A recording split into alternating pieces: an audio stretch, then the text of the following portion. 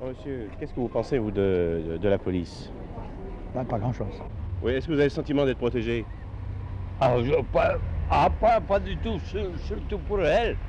Ah bon? Qu'est-ce que vous leur reprochez aux policiers?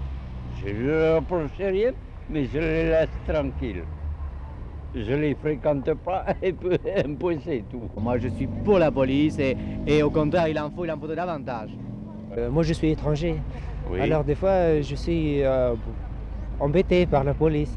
Elle fait peur parce que tout citoyen, à un certain moment de sa vie, a commis une infraction, aussi minime soit-elle. Et lorsqu'il se trouve en présence d'un policier, il se trouve en présence de celui qui est chargé de la remarquer, de la relever. Et il peut toujours se demander si ce policier ne la connaît pas. Alors, ma foi, il vaut mieux ne pas avoir de contact avec le policier. C'est toujours dangereux, a priori. Hein, on dit qu'elle est violente, est-ce que c'est votre avis?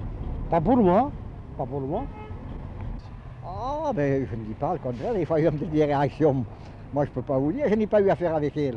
C'est pas mon avis, du tout, du tout. Au contraire, ils ne sont peut-être pas assez dans certains cas.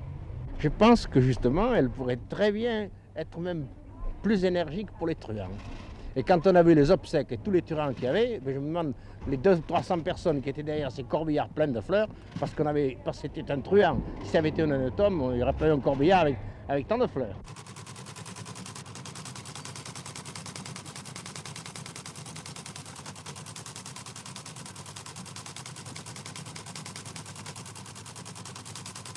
On a accusé la police, très exactement la brigade anti-gang, de brutalité, de racisme, et c'est vrai que certains ont même mis en cause les méthodes qu'elle emploie.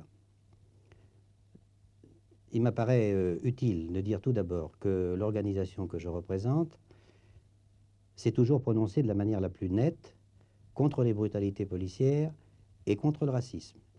Et nous approuvons totalement le ministre de l'Intérieur et le préfet de police, qui ont déclaré que si des fautes avaient été commises, elles seraient sanctionnées.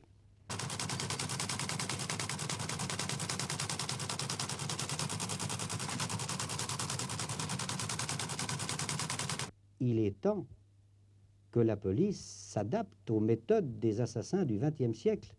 Ça n'est pas encore le cas. Mais cela dit, la police a encore le moral, tout simplement parce que le métier que nous avons choisi, nous le connaissions tel qu'il est. Nous sommes là pour mettre hors d'état de nuire des individus dangereux. Toutefois, devant